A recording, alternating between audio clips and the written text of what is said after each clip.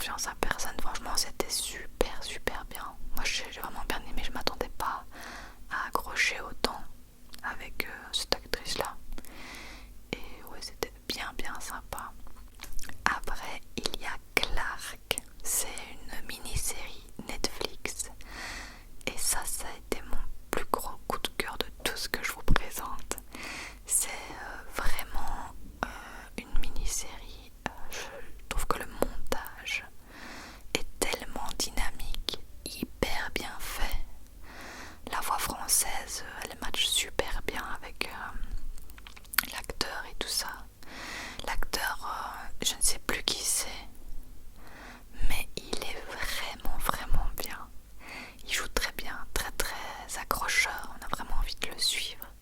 Donc l'histoire, on suit Clark Olofsson qui est un criminel en fait qui a inspiré le syndrome de Stockholm. Donc je sais pas si vous savez ce que c'est un syndrome, on va dire que c'est la victime qui s'attache à son ravisseur ou à son bourreau et qui en tombe presque amoureuse, qui est vraiment très attachée. Et en fait, il s'avère que c'est lui qui a inspiré ce truc-là. C'est vraiment bien fait dans la série parce qu'on voit à un moment donné qu'il séquestre des gens dans une banque et que vu qu'il est hyper charismatique, bon, il est censé être beau gosse, pas pour moi mais bon. Et les femmes elles tombent à ses pieds alors que le type c'est censé être le méchant quoi. Donc c'est vraiment bien parce que c'est inspiré de ses mensonges et de ses vérités, donc on sait pas absolument si tout est vrai, mais je trouve que cette série c'est vraiment à voir. Je crois que j'ai tout regardé en 2 jours. Vraiment très prenant, et je trouve que ce genre de montage on devrait le retrouver plus souvent un peu partout parce que c'est vraiment très dynamique, coloré, ça bouge et ça s'arrête pas et j'aime trop, j'ai vraiment adoré. Et pour terminer, je vais parler de Red Notice qui est sur Netflix aussi avec The Rock, donc l'ancien catcheur là. Et l'autre acteur, je sais plus qui c'est, il est hyper connu. Je l'aime trop en plus, il est vraiment bien. Enfin, bon, je suis nulle en nom d'acteur et tout ça. Et donc l'histoire, c'est que Interpol va lancer une alerte rouge. Donc c'est-à-dire qu'il faut traquer et retrouver les criminels les plus recherchés de la planète. Et donc le FBI va mettre sur cette affaire leur meilleur profiler, donc qui est The Rock. Et il va se retrouver embarqué dans une affaire où il va devoir être en collaboration avec le plus grand voleur d'œuvres d'art du monde, qui est l'acteur que je me souviens plus son nom mais qui est génial. Donc leur duo, je trouve que ça fonctionne trop bien. Et en fait ils vont devoir s'associer pour essayer de traquer le fou qui est une voleuse d'œuvres aussi. Donc ils sont un peu rivaux et j'ai trouvé ça génial. C'est vraiment un truc un peu action, un truc américain, enfin voilà, qu'on voit souvent. Mais je trouve que leur duo fonctionne super super bien. C'était assez drôle et franchement la fin on s'y attend pas. Enfin moi je m'y attendais vraiment pas. Après je sais pas si c'était téléphoné, mais moi je m'attendais pas à ça. Et j'ai trouvé que le temps passait super vite en le regardant. Vraiment un truc d'action super sympa. Vraiment à voir si vous voulez passer le temps et passer une bonne soirée devant. Voilà.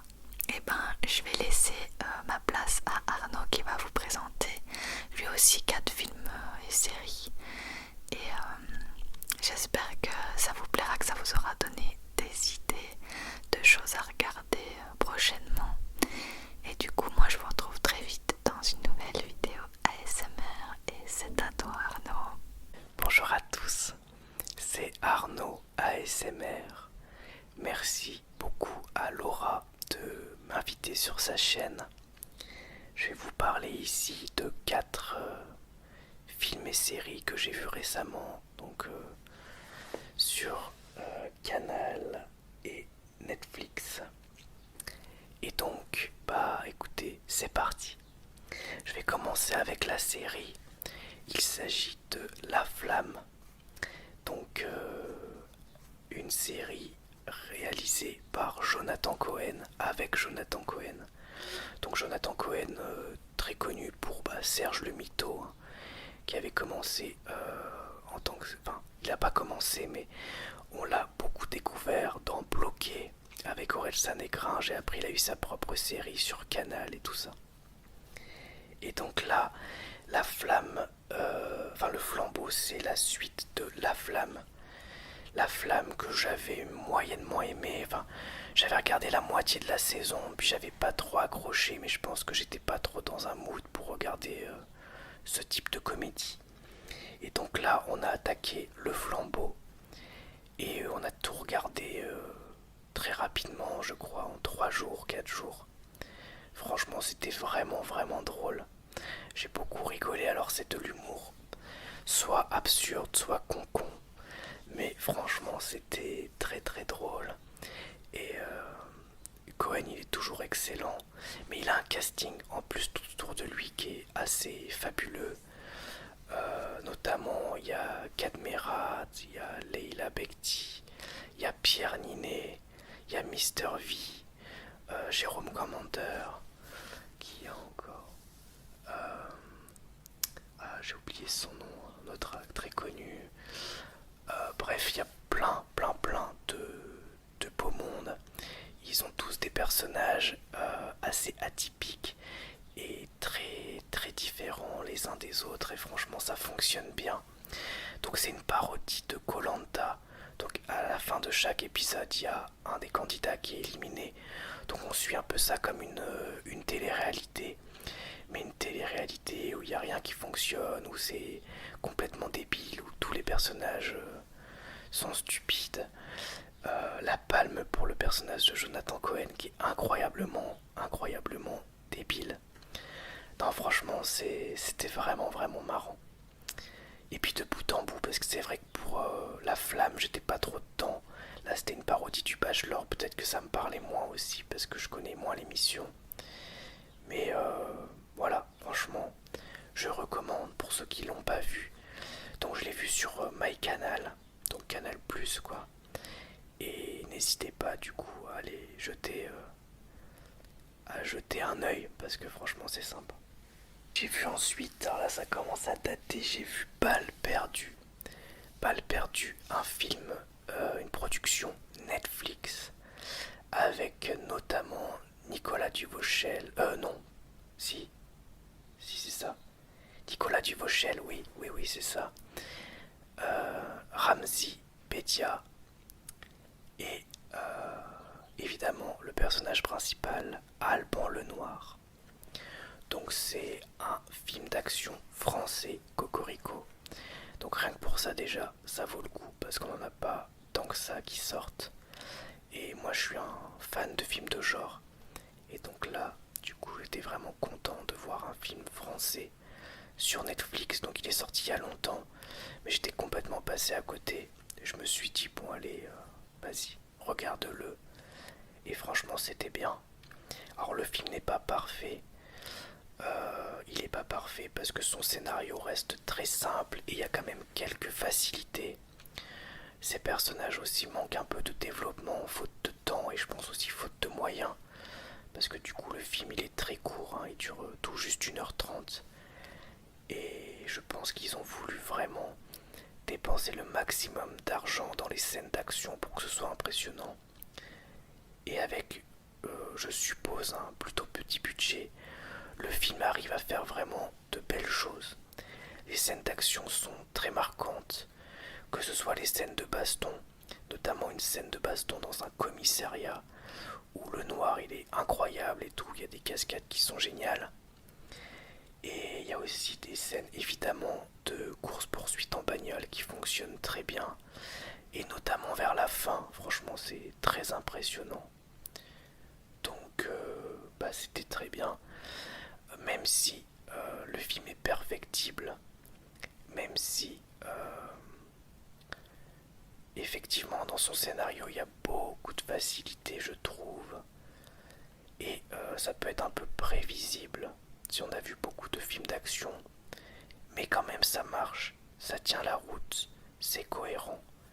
Et surtout les scènes d'action sont bien. Donc voilà, c'est un bon film d'action. Et c'est un bon film français, donc que demander d'autre? À un moment donné, c'est déjà pas mal. Ensuite, j'ai vu Le Bon Apôtre, ou Apostle, le titre anglais. Je trouve la traduction un peu naze d'ailleurs. Apôtre, ça aurait suffi, mais je suppose qu'il y a déjà un film qui s'appelle comme ça en France. Et donc, c'est un film assez particulier.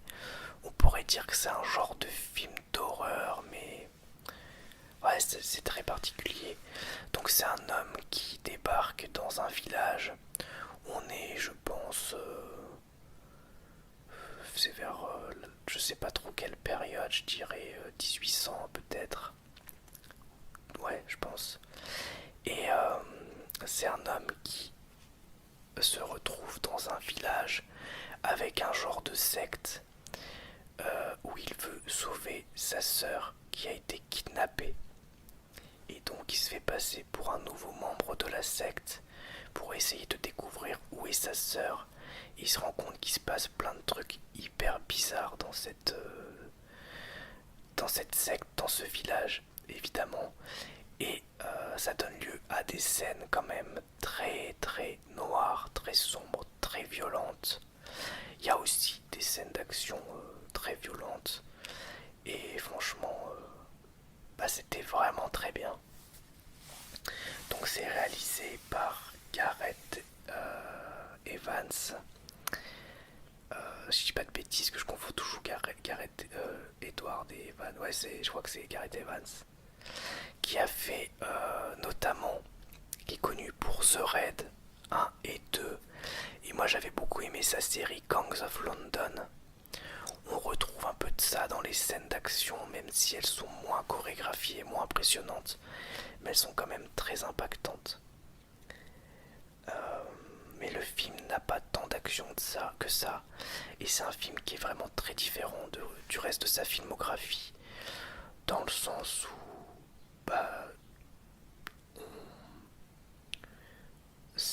il y a vraiment un côté un peu fantastique, un côté mystique, et le film est assez lent. Il développe vraiment une ambiance, contrairement aux autres productions que j'avais vues de lui qui étaient assez survitaminées comme The Raid. Et voilà, là c'est vraiment un film d'ambiance, même s'il y a des scènes d'action, même si des fois c'est assez violent. C'est clairement un film avec une ambiance très noire, très sombre. Ouais, ça fait un peu penser des fois à une ambiance un peu, comment vous dire, à la Lovecraft quoi. C'est pas vraiment... Voilà, ça me fait penser à ça. Donc j'ai beaucoup aimé. Et vous pouvez le voir si ça vous intéresse sur Netflix. Et enfin, je vais terminer avec une comédie que j'ai vue aussi sur Netflix qui est réalisée par Eric Judor. Eric, c'est Eric de Eric et Ramsey. Donc c'est Problemos. Problemos qui est une comédie que j'ai bien aimée. Alors ça fait du bien parce que les comédies françaises, souvent j'ai un peu du mal. Elle n'est pas parfaite non plus, mais dans l'ensemble ça fonctionne bien. Alors, qu'est-ce qui fonctionne bien? Bon, déjà je vais vous dire un peu le pitch de la série. Et après, vous allez comprendre. Donc c'est une famille un peu popo qui se retrouve dans une ZAD. Donc c'est une zone autogérée dans des champs en fait quoi, qui sont un peu squattés.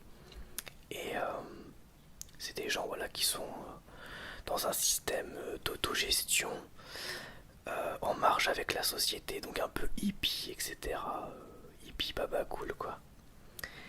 Et, d'abord, il y a une confrontation entre les deux mondes. Et c'est assez drôle parce que c'est un univers qui peut être vraiment parodié. Et il n'y a pas besoin de chercher très loin pour trouver plein de choses vraiment très très drôles. Avec plein de personnages hauts en couleur. Donc ça marche bien. Et après ça, on se rend compte que finalement il y a un genre d'épidémie. Et ils doivent reconstruire une société. Et forcément, vous comprenez bien que l'autogestion et les idées utopiques avec des gens qui sont des fois marginaux et un peu dingos. Bah le tout mis ensemble dans un genre d'ambiance un peu apocalyptique, bah ça devient n'importe quoi. Et donc c'est vraiment drôle. Le film se prend pas trop au sérieux, heureusement. Et il essaye pas vraiment de délivrer trop de messages. Alors il y en a, mais voilà, je trouve que c'est plus un prétexte vraiment à la comédie et à la blague. Alors il y a quand même des trucs qui m'ont un peu gêné. Notamment il y a une espèce de délire avec une fille de 16 ans et puis Eric Judor qui essaie de la draguer et tout. Enfin, ça j'ai pas compris parce que pendant tout le film il y a ça et moi je trouvais ça glauque, bizarre et je me disais mais pourquoi c'est là? Mais sinon franchement ouais c'était plutôt marrant. En plus souvent dans les comédies françaises ils ont une bonne idée sur laquelle ils vendent le film. Ils vendent le trailer et tout. Et je trouve qu'après sur 1h30 ça s'essouffle énormément. Et là bah non en fait j'ai trouvé que le film passait bien tout seul et qu'il s'essoufflait pas. Il n'y avait pas trop de chute de rythme. Peut-être quand même que la deuxième partie m'a peut-être un petit peu moins plu que la première. Parce que toute la découverte de la ZAD, j'ai trouvé ça génial. Mais quand même, dans l'ensemble, j'ai trouvé que le film se tenait bien et était drôle. Et ça me gênerait pas de le revoir, quoi. Franchement, c'était marrant. Donc voilà, Problemos sur Netflix.